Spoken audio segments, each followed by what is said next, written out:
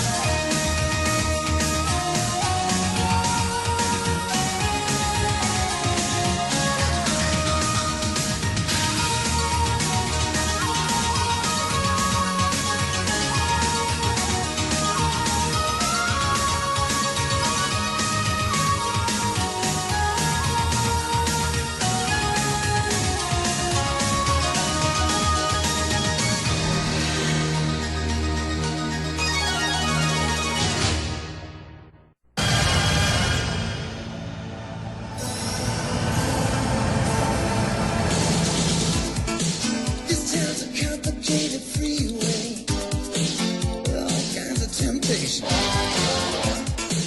You can't always get your own way, but you'll survive, babe. Just don't ever give in. Hold on, hold out. No matter what you do, hold on.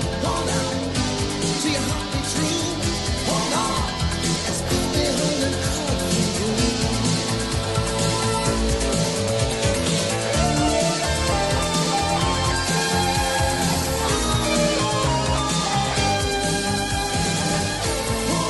No matter what you do, hold on. To your heart be true. Hold on. As if they're holding out for you.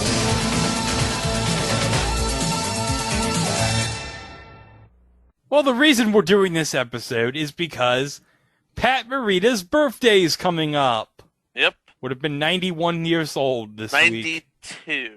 Oh, 92. Or Oh, 89. oh I'm 89. I'm not mathing correct. Okay, well, yeah, 89 years old we'll go with. And boy, Pat Morita in the mid-80s, Karate Kid 1 and 2. Oh, legendary. And this is a man who's done a lot with his career. I mean, an absolute lot. Of course, before the Karate Kid, he was known as Arnold, the owner of the Hangout on Happy Days, of course. Yes. And he played Chu. That was his name, Chu, on 7 episodes of Sanford and Son. And in the movie Midway, he played Rear Admiral Ryunosuke Kusaka. He also reprised his role as Arnold on the future entry Blansky's Beauties. But really, we best know him from The Karate Kid. That's where he really made a star out of himself. Yes. Yep. And after the success of the second Karate Kid movie, ABC had thought of, getting Pat Morita back into television, but in a serious acting role, with a character and a premise that he created with Michael Braverman and John A. Curry. Both of them are skilled screenwriters and authors. What they came up with was Ohara, a Los Angeles-based Japanese-American police lieutenant who uses sort of Eastern Zen-type sort of methods to his madness, and would only use... I don't think he ever used a gun, but he did have one on him. Just in case. Just in case. Also, just in case, he happens to know martial arts. Again, just in case.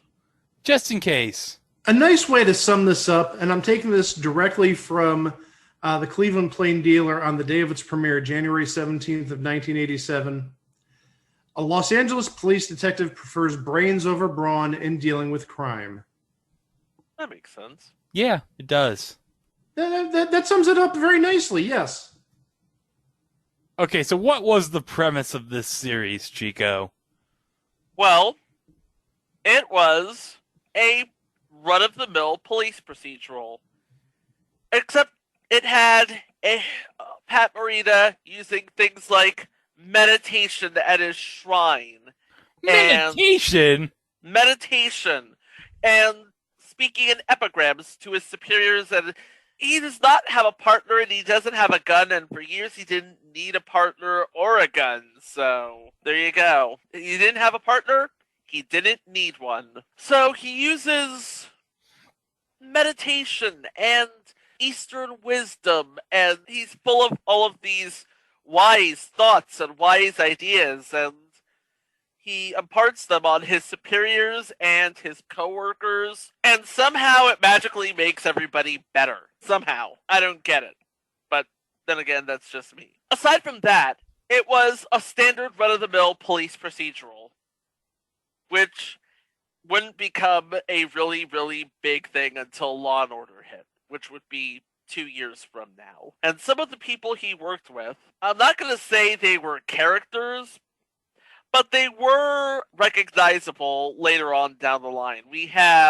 In season 1, we have Kevin Conroy, who played Captain Lloyd Hamilton. He's best known...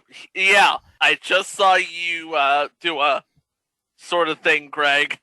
Yeah, He's Batman! He's Batman. Yeah. Get it right. If you're going to do it right. He's Batman. And last year, for the first time, he appeared on screen as Bruce Wayne in the CW Crisis on Infinite Earths event. Yep. And it was amazing. Oh, yeah. And we also had Gussie Lemons, played by Madge Sinclair, who you would know from her long-standing role as a nurse on Trapper John M.D. She also voiced Sarabi in The Lion King. And then you have Lieutenant Cricket Sedaris, played by Catherine Keener. Oh, Catherine Keener! She was the lady who held the enchanted teacup that sort of lulled David Oyelowo's character in Get Out into the sunken place. Oh, but no, that's not how I best know her for. I know her how best. Do you best know her? I know her best as Steve Carell's girlfriend in The 40-Year-Old Virgin. Oh, yeah. Yeah, and the famous scene where Jonah Hill wanders into her "We sell your stuff on eBay" store. Oh yeah. I just want these. What was it? He wanted those shoes. He's like, well, do I pay for these? No, these go on eBay. but it's like, I just really want the shoes. Can I help you? Yeah, these are wonderful. I'll take these. Thanks. They are. They're great. And the goldfish just crack me up. Funny. Yeah. They are. Yeah. They're cute. I don't actually sell anything here. I just sell them on eBay. Oh, I don't get it. I know. Okay. Can you help me? No, I don't. You're on your own here. Good luck to you and to you. And, I'll give you a call. Great. Great. Nice to see Thanks you. for coming in. Bye. So I guess I'll just give you some money and you can give me these shoes and... You know, I know it seems so strange. Yeah, so I'd just rather buy them from you straight up. Yeah, I know. I wish it could be that easy, but... I wish too, but you're making it extremely difficult for me. I'm just trying to get these shoes back to my house so I can wear them. I just really want the shoes. I just want the shoes. Man, the 40-year-old version has so many cameos from people who later became famous. Yep.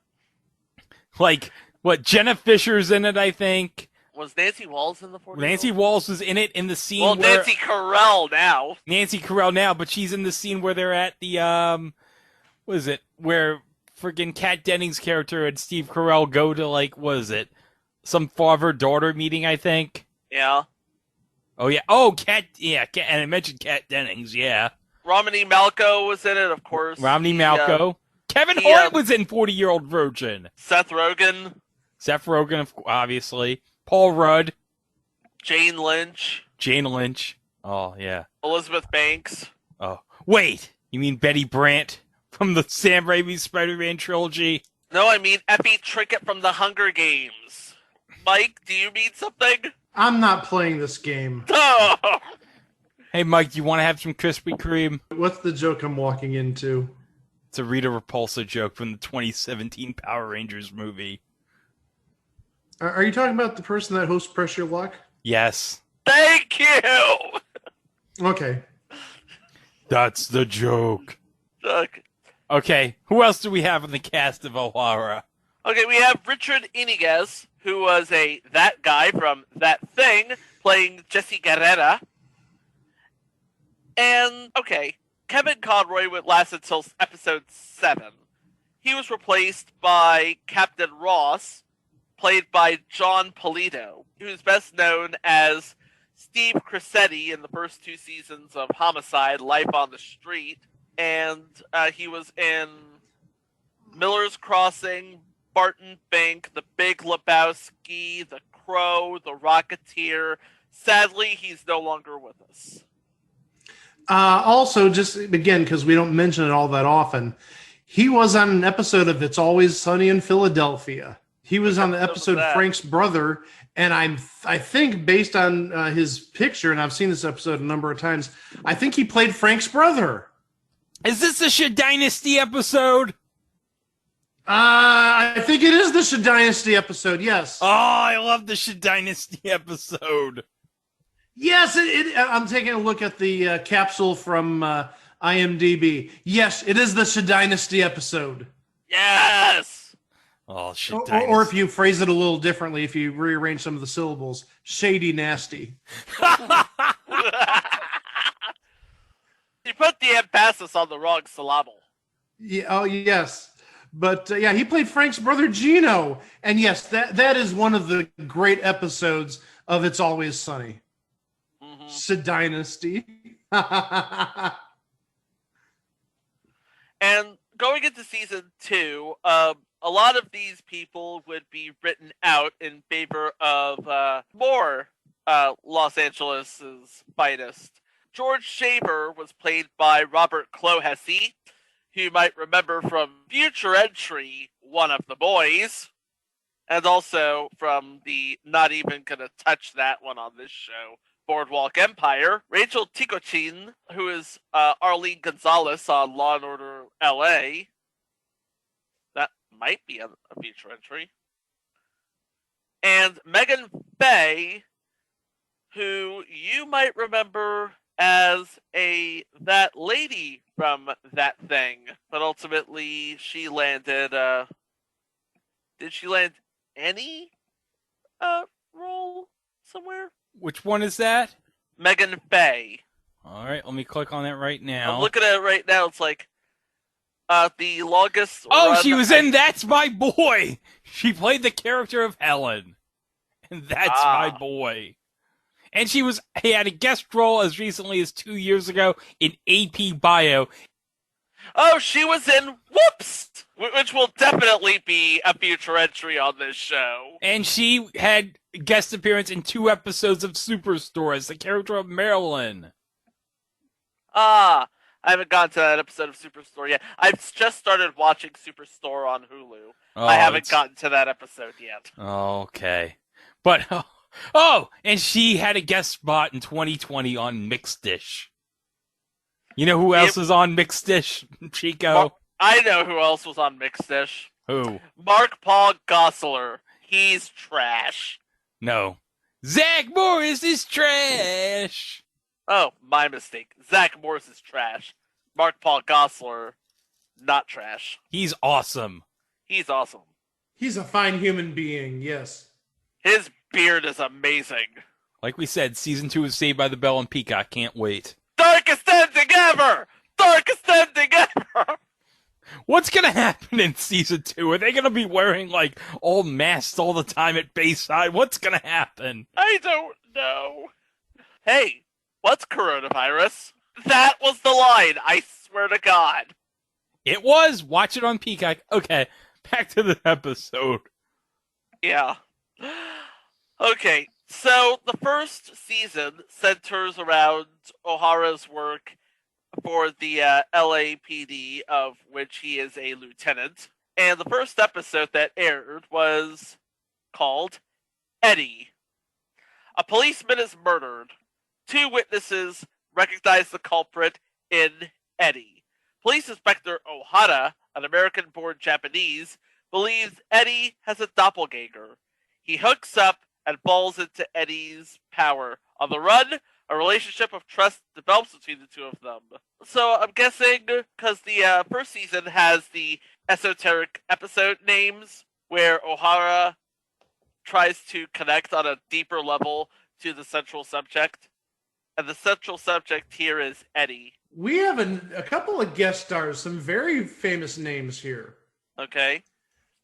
First, playing Eddie Green in this episode is Jerry Burns. You'd remember Jerry Burns from Dear John, and also Angie Tribeca, and many, many, many other shows. But mostly Dear John. Okay, playing Sam Steinberg in this episode, another known entity, Stephen Tobolowsky.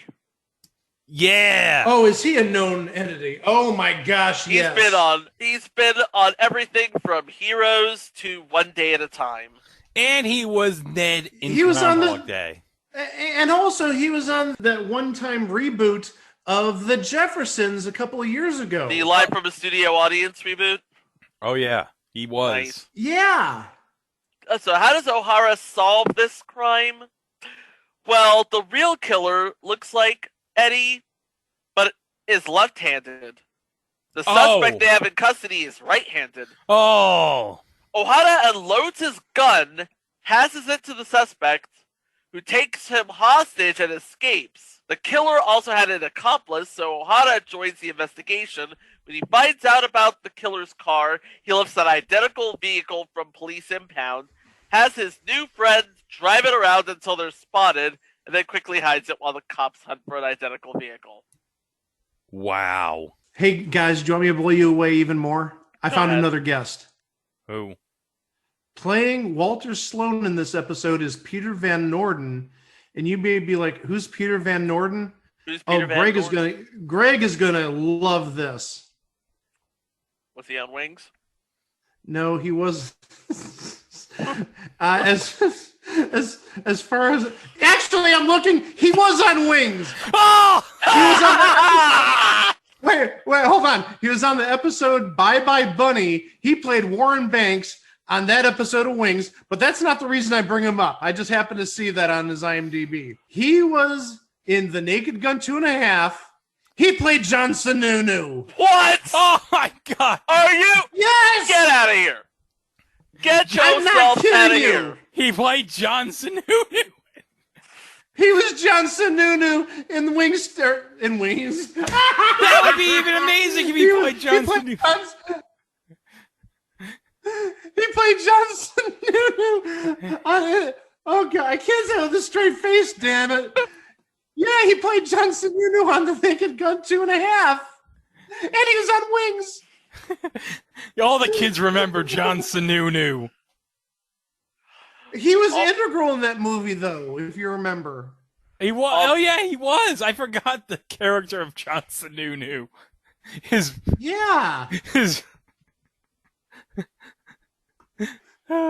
Maybe they'll make a reboot of The Naked Gun where Frank Drebin's kid has to stop the governor of New Hampshire because the governor of New Hampshire's Johnson Nunu's kid. I'm just busy thinking of ways you can use the word Enrico Palazzo. Anywho. Okay, episode 2. Daryl. Ohara and the others are protecting a witness who is supposed to testify against a criminal who they've been trying to nail for years, but the man finds out where he is and kills him, but a girl sees him.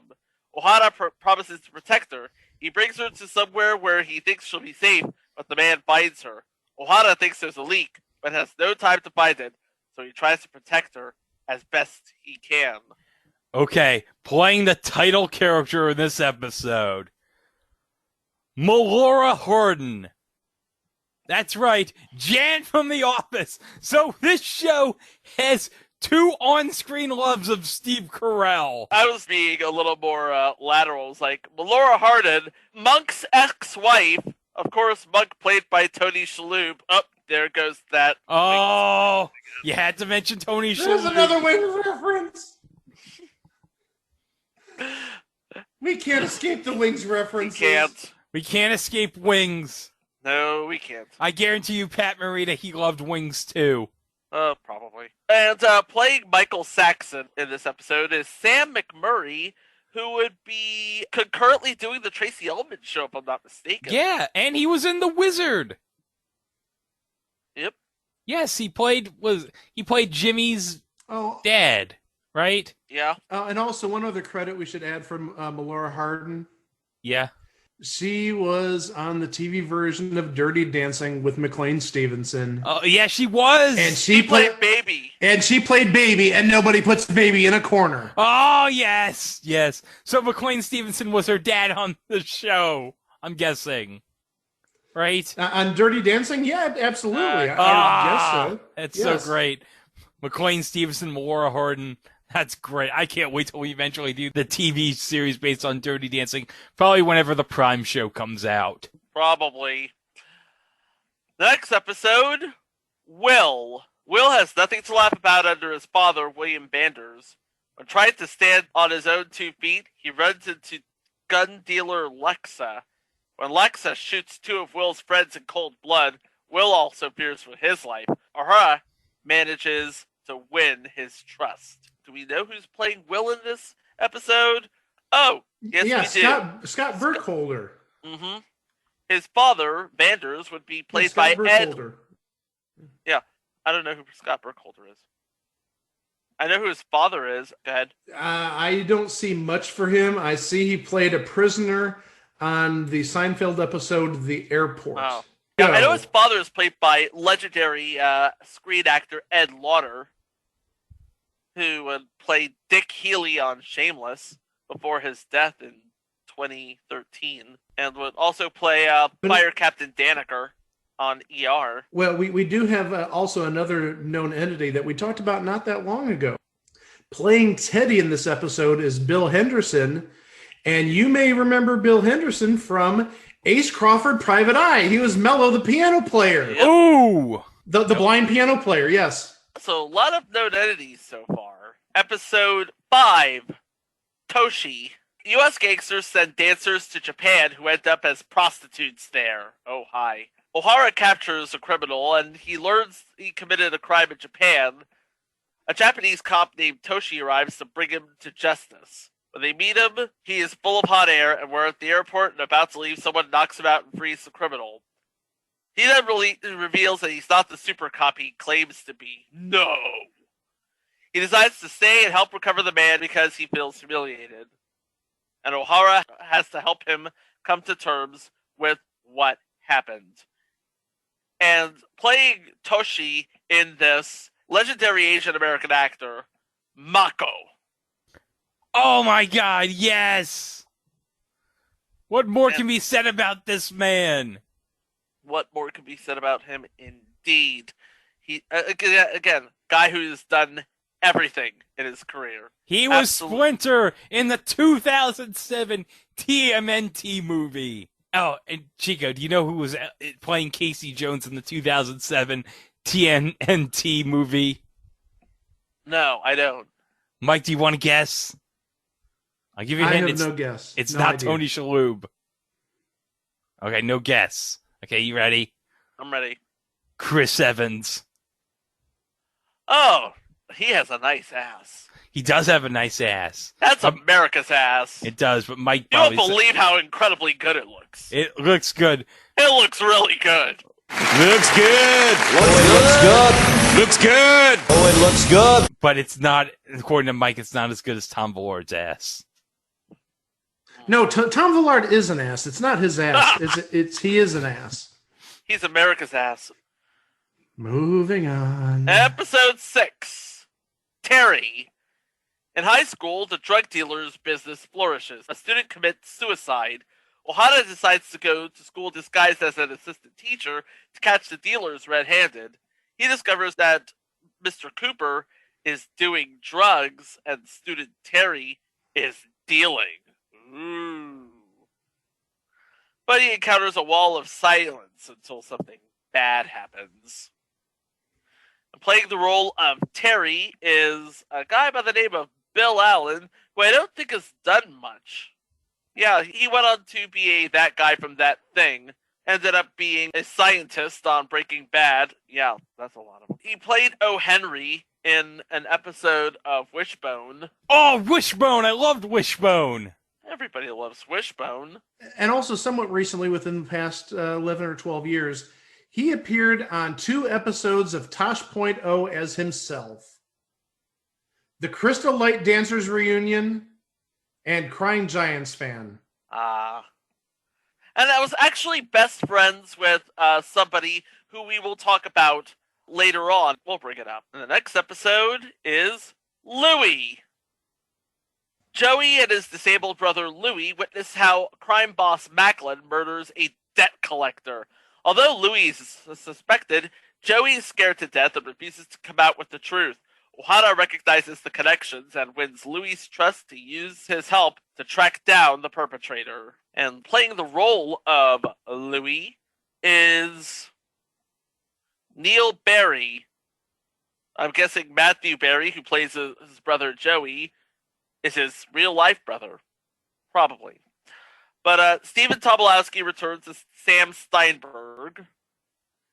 And, okay, I'm going to call this guy a known entity. Louis Giambalvo, who is known as Ralph on General Hospital, and Cosimo on an episode of Star Trek Voyager, and Norman Kell in a recurring role on Anything But Love, and Rob Nelson in a recurring role on Hill Street Blues. Oh, and Robert Leone on previous installment, Oh Madeline. Wow. I was like, I figured I recognized that name before. Louis Giambalvo. He was, oh, that's right. He was in Oh Madeline. I get it now. Yes, he was. He was in Oh Madeline. He played the divorced friend of James Sloan's character. What, didn't he? Mm-hmm. All right. All right. Next episode, Laura. Ohara helps Laura, whose husband wants to accuse her of the murder he committed with his lover. Oh my god. And this would be the last episode with Kevin Conroy as the captain. Okay, I got a name for you, Chico. You're going to love this. Playing the role of Rachel Winston. I hope you're sitting down for this. Denise Crosby. Tasha Yar was in this episode! Yes, Tasha Yar from Star Trek The Next Generation was in this episode. Oh, I got a name for you, man. I got a name What? for you. Playing the title role of Laura, Nana Visitor. Who that from be? Major Kira Nerys from Deep Space Nine. Oh, okay. Wow, so we have 2 Star Trek connections in this episode. And Stephen And there's Tobolowsky. another name I'm going to add who we've talked about just in the last couple of weeks, and we talked about him earlier this year. Playing Mike in this episode is Mickey Jones, who we mentioned was Iceman on the pilot of Misfits of Science. Oh! And he was also a guest star. Second mention in this episode, he was a guest star on an episode of Ace Crawford Private Eye. Oh! Nice. Wow. And also, again, the other connection that we've made to him in the past, he played the gun dealer Gunther on an episode of It's Always Sunny in Philadelphia. Gun Hey, fever. there's a second It's Always Sunny reference in this episode. Oh, yeah. Gun fever, baby. And then you have in the role of Frank Gregson, who is Laura's father-in-law, Alan Fudge from Man from Atlantis. Okay. Alan Fudge. I just wanted to say Alan Fudge. It's a fun name, Alan Fudge. But yeah, this was the last episode with Kevin Conroy as the captain. In the next episode, Jesse, he would be replaced with John Polito. Okay. And in Jesse, Ohara and the police gets 2 gangs to make peace by By talking. Oh, that's great. He got the But when gangs to come together. Yeah, but when the former leader of one of the gangs who was in prison returns and was hoping to reclaim his crown, when he hears what happens, he takes a gun and shoots one of his gang's members. And it's touchy for Jesse because he was once a member of the gang and he and the leader have history, which Jesse tries to avoid.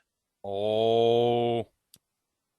We don't know who played Jesse, but I do know who plays Carmela in this episode. Are you sitting down? Who is it? Roxanne Dawson. Oh. Who's Roxanne Dawson? Lieutenant B'Elanna Torres from Star Trek Voyager. Oh, okay. Wow. 3 Star Trek. Mentioned 3 Star Trek shows. Are we going to work in a reference to Enterprise? I hope so! But stay tuned. Hold on to your seats, my friends. And we have one other person who has been in the business a while playing Curry in this episode, and that is Michael DeLorenzo.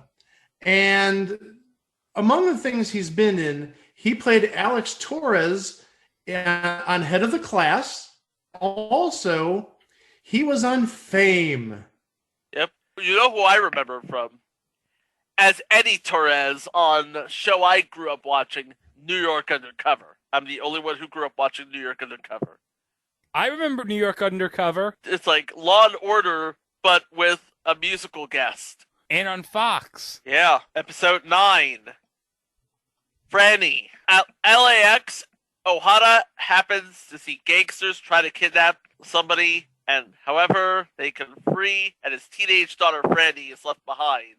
The girl is only reluctantly ready to help Ohara find the fugitive. And in the role of Franny is Noelle Parker, who is known as Reed Halsey in Sisters for like 1 season. But she made the most of that season. But aside from that, she was that woman from That Thing. Oh my god, this is a big thing. We're going to be talking about this next year, but in the early 90s, it seems like everybody had their own Amy Fisher movie. Oh, yeah? She played Amy Fisher in one of the movies. Oh, yeah, because we mentioned that last week, because remember, Conan said that Drew Barrymore's Amy Fisher was his favorite one. Yep. Yeah. Okay. Well, I better put the 3 Amy Fisher TV movies on the schedule for next year then. Yes, you better. Let's talk about a guy named Wilson. Played by... Oh, God. I'm looking at his IMDb picture. Michael Delano. His IMDb picture is him in the Super Train costume. What? Yes, remember, he played Lou Atkins in Super Train. He did. Oh yeah, he was on Super Train. Oh. You know, sadly, I wish this show had Keenan Wynn in the guest spot. That would be a quick moving episode. Well, he knows how to build a train. He came up with the idea for the Super Train. And he did it in like 3 months. Did it in 3 months. All he had to do was show that painting to the people on the board. They were like, holy this is incredible, Keenan Wynn. Let's build the Super Train. Right? Yeah. Episode 11. Brian. Ohara assigned to the police academy as an instructor, worries about a student named Brian. Brian, by the way, played by John Scott Clough. There are reasons for his dismissive nature. His father, who is also a police sergeant, played by Richard Hurd, he was unfairly dismissed. And Brian wants to catch the gangsters who have his father's career on their conscience. Richard Hurd, he wasn't in much, unfortunately. He is no longer with us, but my mistake. He was one of the ensemble cast members on Betty White's Off Their Rockers. The hell is Betty White's Off Their Rockers? It's like Candid Camera with You don't remember that? No, I don't remember that. Yeah, Candid it isn't that Camera with old. Senior citizens. Yeah, it's only maybe about 7, 8, 10 years old. It's not that old. Yeah. I don't It remember. ran for like 3 seasons. Yeah. Mm-hmm. Was this on TV Land? No, it was NBC. on NBC. It was on NBC. That explains why. Okay. Oh, yeah. No, yeah. Okay. Good point. Moving on. Oh, wait. He also played the father of Lieutenant Tom Paris, Admiral Owen Paris, on Star Trek Voyager. Oh. How many times will we mention Star Trek on this podcast? Let's see, it's now 4. Yeah, it is 4. And not to be left out, he also played an admiral in Sequest 2032. Oh, Sequest 2032. The later season with Michael Ironside. And he played Captain Dennis Sheridan on T.J. Hooker. Oh, T.J. Hooker. And of course, we talked about his son, John Scott Clough, who wasn't in much, I don't think. He was very much that guy from That Thing. But he did play Kevin O'Casey for a season on Seen Elsewhere. Okay. And he played are you ready? The hurricane episode of Night Court, Mike. Yeah. He was Officer Tommy Connors. Oh, Tommy Connors. Nice. You remember that? Yes. Okay. So that was season 1, where he was a lieutenant in the LAPD. Now he's moved to season 2, where it just becomes this. I don't even know where they're going with this. No. I really don't even know where they're going with this, but I'm going to try and follow as best I can. Episode 1 of season 2 is The Partner. Detective Shaver, by the way, Detective Shaver was played by Robert Clohessy, who is basically replacing everybody on the force from season 1. Detective Shaver likes to solve his cases in an informal way, and when he's suspected of working for the mafioso Zito, Lieutenant Ohara, who often acts unconventionally for the same anti-mafia unit as Shaver, who himself is plugged into Zito's criminal syndicate. Okay, so everybody's thinking George Shaver is this dirty cop, and it's up to Ohara to get to the bottom of this. But this is a bit of a turnabout because Ohara is not used to working with a partner. He's given a partner in this season. What happened to the rest of the LAPD? I don't know. Maybe Daryl Gates signed them to another unit. Who knows? Who knows indeed. And another thing is, they changed the theme music to Hold On by Corey Larios, who is just this really big rock musician. If I'm not mistaken. He did the music for Street Fighter 2, the animated movie, when it was released in the US. Oh, he must be really big that they got him to do the music for Street Fighter 2, the animated movie. He also did Max Headroom, Earth Force, and Baywatch Nights. Quality. So wait, this is the third theme in pretty much like what, 12 episodes? Third theme, 12 episodes. Because they did 2 different themes. Oh my gosh, that's crazy. That's but we do have some guest stars. Oh, yes, we do. We have. I'll let you handle the big one. Okay. Playing the role of Randy, Shannon Tweed. Oh, we talked about her in previous entry. Tag team. And she was on Match Game Hollywood Squares, Mike. But also, we have another sort of known entity, and this is the second time we're mentioning this show in this episode. In this episode, playing Paulie Zito is Billy Huffsey.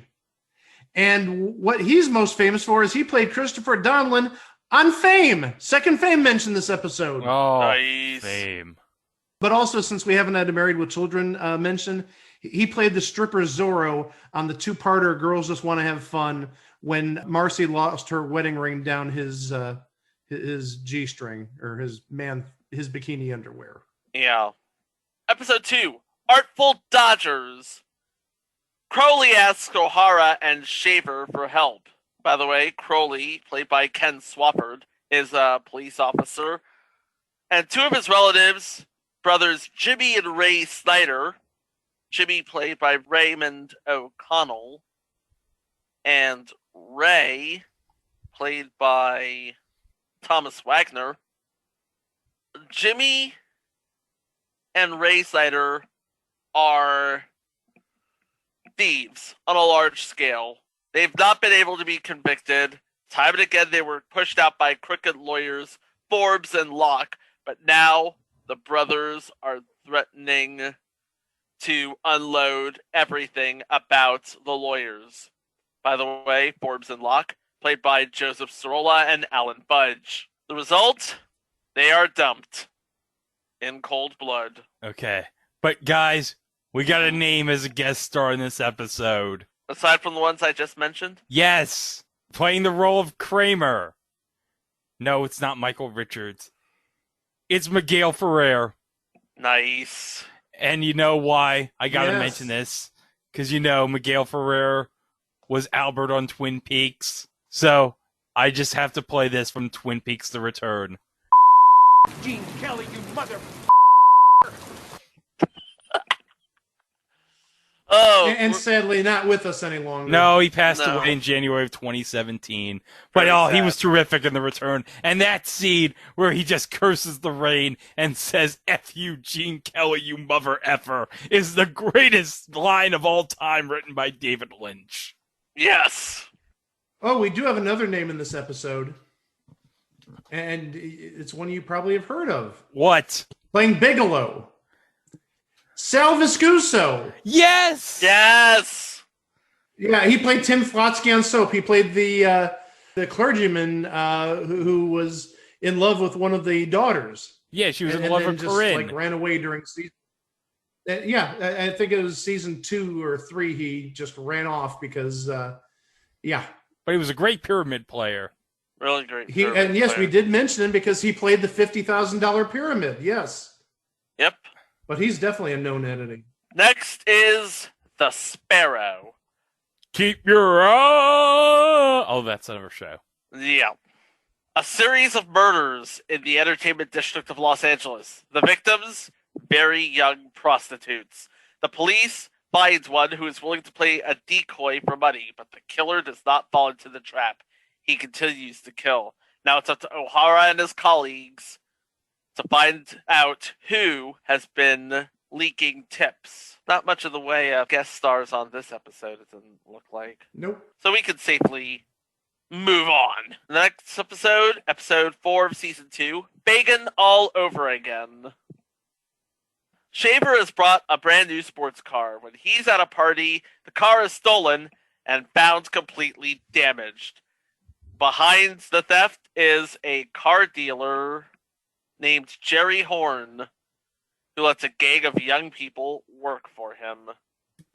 Wait, Ben Horn's brother from Twin Peaks was involved in this? No. Jerry Horn was a guy played by John Pierre Stewart, who was a guy from That Thing.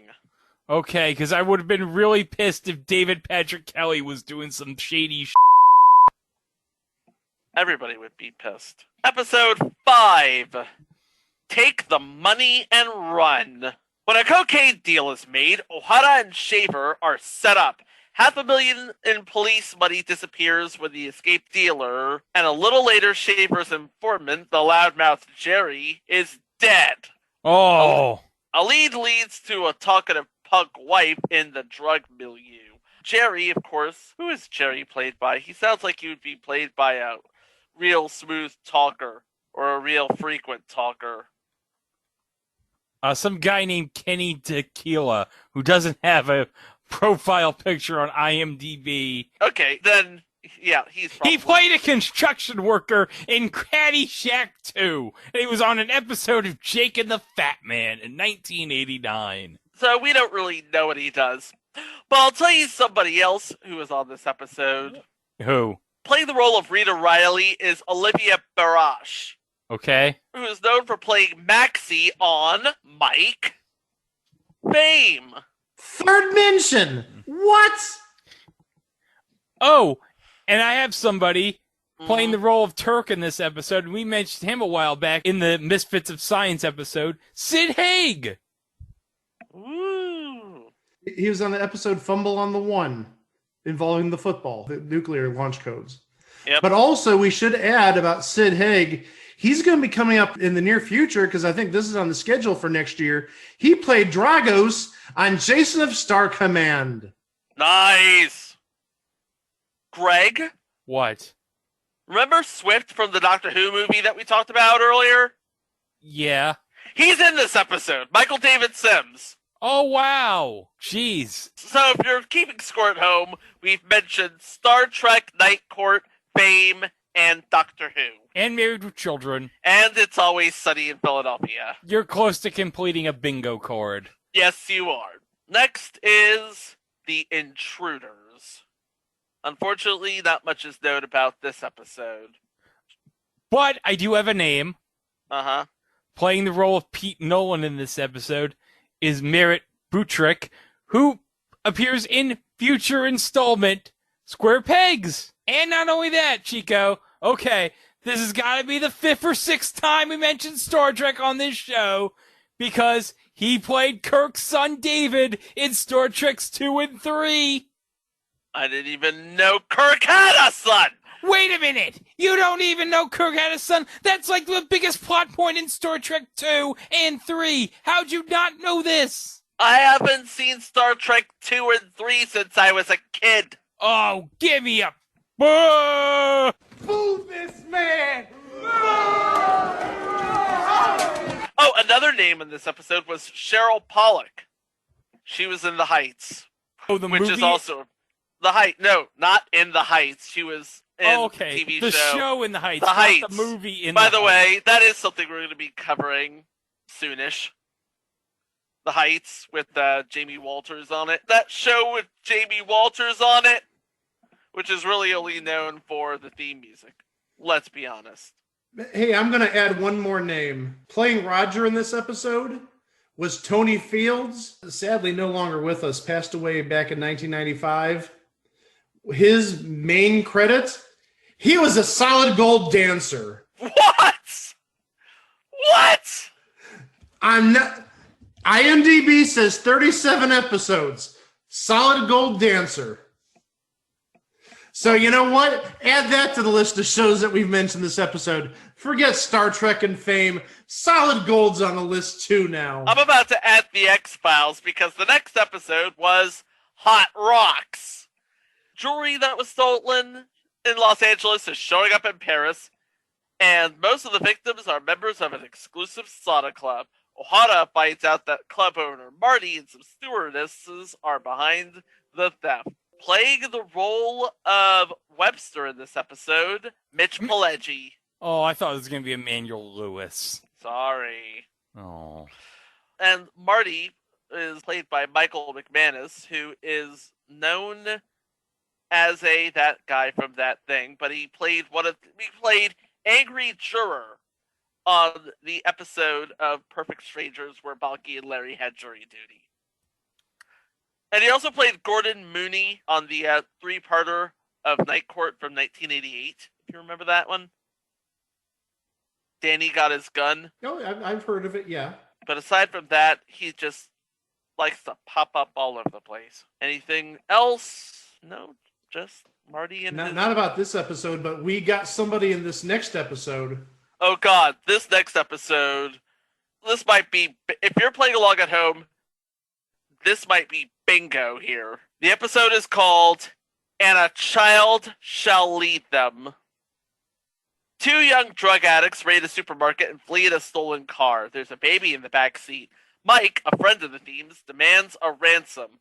Ohara and Shaver can overwhelm him, but there's no trace of the child. Playing the role of... Oh God, y'all.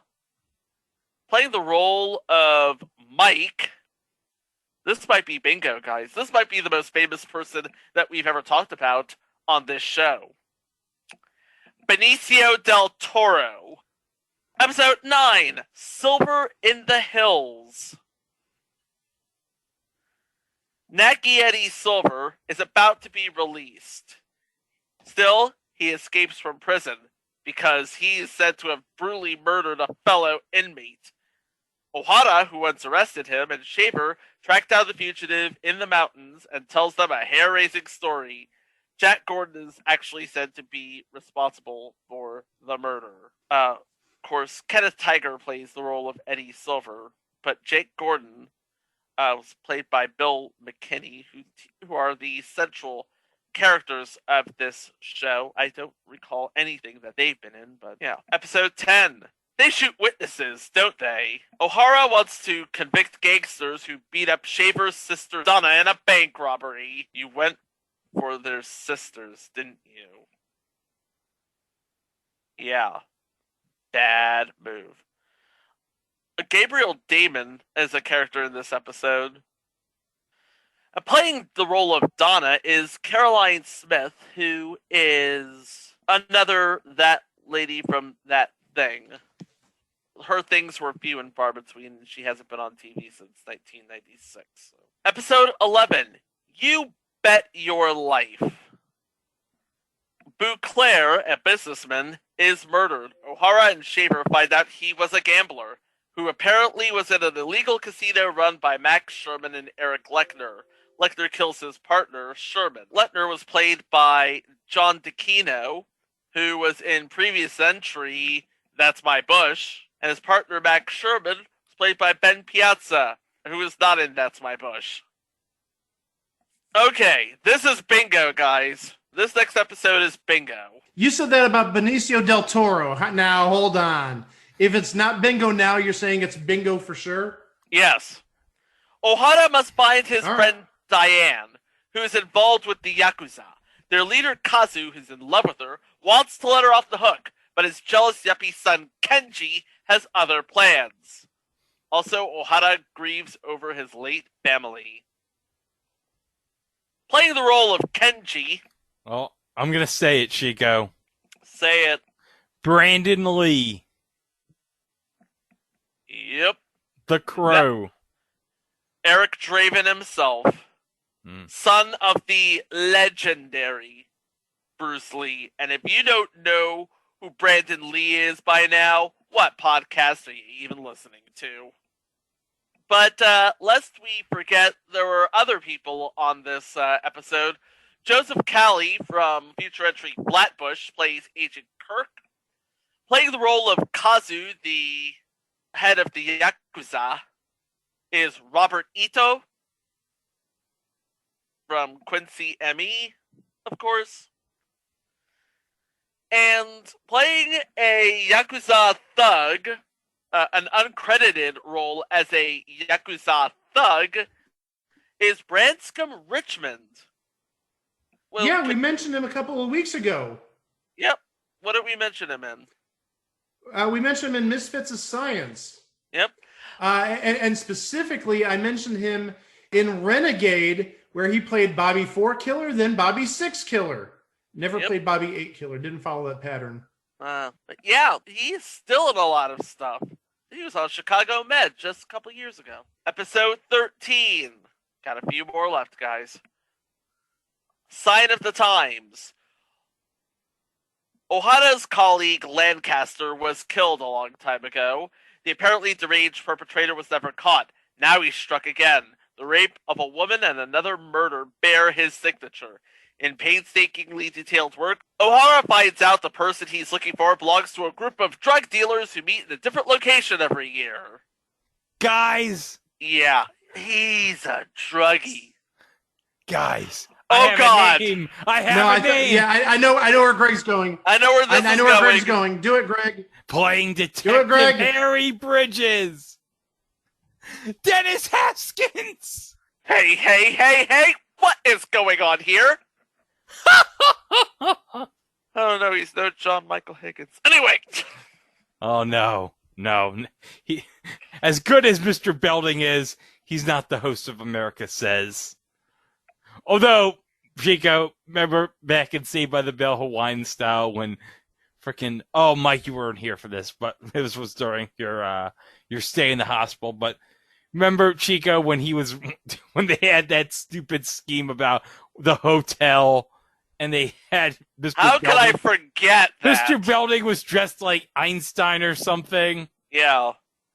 to fool the freaking... Ua ma'uke ea o ka aina I ka pono. Oh, that was so terrible. How Yeah. did Brian Handsome believe it? Because he's evil and stupid. And Well, he is also working for the evil. Royal Pacific Hotel. Again, evil.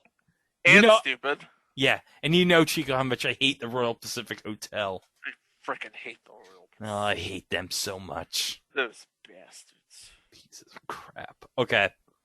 Next episode, The Light Around the Body. Sarah, an old friend of Ohara, is kidnapped.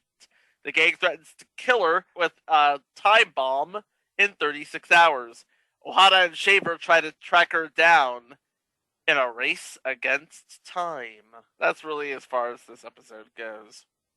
But playing the role of Sarah is Linda Miller, who has not been in... Well, she's still acting to this day. She was on a couple episodes of Law & Order and a couple episodes of Law & Order Criminal Intent. But mostly she's known as another That Woman from That Thing. We also have one other, in air quotes, name, playing girl number 2. Very specific, doesn't even have a character name. Girl number 2 is played by Teresa Ring, who was the model on Strike It Rich in 1986. No. I guess she wasn't good enough for girl number 1, which is a real shame. Okay, the next episode, X. Hold on. Oh, wait a minute. Wait. Before we talk about this episode, we need to mention that this would be the third sort of chapter in the Ohara saga. Yeah. Because Ohara and Shaver have quit the force to become private eyes. Rachel Tikochin and Megan Faye no longer appear on the show after this. Okay. Now the next episode, X.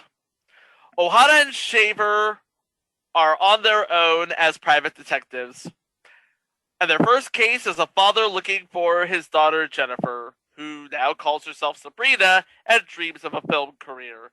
Unsuspecting, it ends up in the hands of smut pushers. Oh, playing the role of Jennifer. And this is a known entity, guys. Oh, but yes. Christy Swanson. Yep. Yeah. Guess who plays her mom? Who? Leslie Easterbrook! Oh, yeah, we also talked about her in Misfits of Science. That's like the third time we've referenced somebody from Misfits of Science. Oh, but yes. Episode 16. Last Year's Model. Fashion entrepreneur Mark Kane is set to be executed for the murder of his designer. Ohara and Shaver find out that not only is that designer dead, but also his model and friend, who used to be friends with another detective. Episode 17. Open Season. 3 gangsters flee from prison. They shoot 2 security guards and force the teenage carjacker Todd Butler to drive the getaway car. Ohara and Shaver are looking for the boy, as is a bounty hunter. Playing the bounty hunter is Paul Coslow. I want to say he looks like the stuntman kind. I ought to say he's a stuntman. Is he a stuntman? No, he's not a stuntman, but you can see where he could play stuntman. He's another that guy from that thing. But Todd Butler. Oh, I know who we're going. I was going to mention this. Okay. Playing the role of Todd Butler is Peter Berg. Yes. That Peter Berg. Peter Berg, you would best know as the director of such movies as Very Bad Things, Friday Night Lights, and, of course, the epic 2012 movie, Battleship. Hey, Greg. Yeah? You know that movie made Rihanna's career? Not as much as it made Tony Shalhoub's career. But obviously, because he directed Friday Night Lights, yeah, he was responsible for the Friday Night Lights TV series. Which you are currently binging I on. just actually finished. You just finished it? I finished it last week, and boy, oh my god, that final episode, I was so happy that Matt and Julie ended up together in Chicago at the end of the episode. I'm sorry, it's been a decade. You had 10 years to watch all of Friday Night Lights. So, at least Matt Saracen goes on to play Jim Abbott in Drunk History. He was like, oh, that's nice that you're Cuban. I don't give a shit. Yeah, that happens. And he also plays Roger Sharp in an episode in the pinball segment. Mike, you know what I'm talking about. Have you seen that segment of Drunk History? No, I haven't. No, there's a segment on Roger Sharp, and the guy who plays Matt Saracen on Friday Night Lights plays Roger Sharp. Didn't Yeah. know that. Yeah. Okay, one more name for you. Playing Bobby Joe Dixon this episode, Dan Tullis. Who's Dan Tullis? He was Officer Dan in Man with Children. Dan! Exactly. Yeah! Officer Dan, yes. And now he pushes term life insurance on the radio. Next episode, Seeing Something That Isn't There. A painter had a fatal accident. An up-and-coming artist and a gallery owner earn large sums of money with works from his estate. But Ohara and Shaver discovers that the deceased artist, Paul, is still alive and still painting. Paul is played by a known entity, Jeff Yeager, who is known as Kyle Bates from V, and Hoyt from 6 Feet Under, and God, what isn't he on? Holy cow. But yeah, mostly those two. And playing the role of Roderick, the up-and-coming artist, is Michael DeBar, who is known for playing the recurring character Nicholas Hellman in the latest MacGyver reboot, and also Nick Dresden in Four Kings, and Eric Darnell in My Guide to Becoming a Rock Star, and Jack Allen in the new WKRP in Cincinnati. Rest in peace, Frank Bonner. Oh yeah, he did pass away recently. But yeah, he's also known as one of the hosts on Little Steven's Underground Garage on Sirius XM. So. And throwing out another name, playing Mr. Rosh Nafari on this episode is Shelley Desai. The only thing of interest that Shelley Desai has done, besides Crenshaw on Archer for 2 episodes, is he has been on 3 episodes of, and I think this is like the 3rd mention of this show, this episode, 3 episodes of It's Always Sunny in Philadelphia. He played Huang in 3 different episodes. Gun Fever. 2nd time we've mentioned Gun Fever this episode. And the gang squashes their beefs and Being Frank. Wow. So a semi-recurring character on It's Always Sunny. And then there's the final episode, Hot Spell. Not much is known about this episode. Okay. So final thoughts about the series? Well, I was actually looking at the schedule and seeing why this show failed, besides, Okay, it's obvious that ABC wanted this show to be a big success out of the gate. So you know where they put it? They replaced the show called Heart of the City which, by the way, also had Branscombe Richmond on it. By the way, that show is best known as the series that Christina Applegate did before Married with Children, but also that show had Jonathan Ward, who we'll be discussing in a couple of weeks because he was on The New Adventures of Beans Baxter. And they put it between Starman and Spencer for Hire. Spencer for Hire was a big success.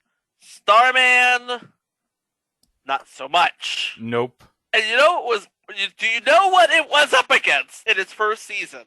What night was it? Saturday night at 9 o'clock. Yeah, I know. Golden Girls. And Amen. Yeah. Yeah. That'll do it. It never got a chance to get an audience before they decided to retool the show. And when they brought it back for the second season, they left it in the same time slot to again be gobbled up by the Golden Girls and Amen. Oh.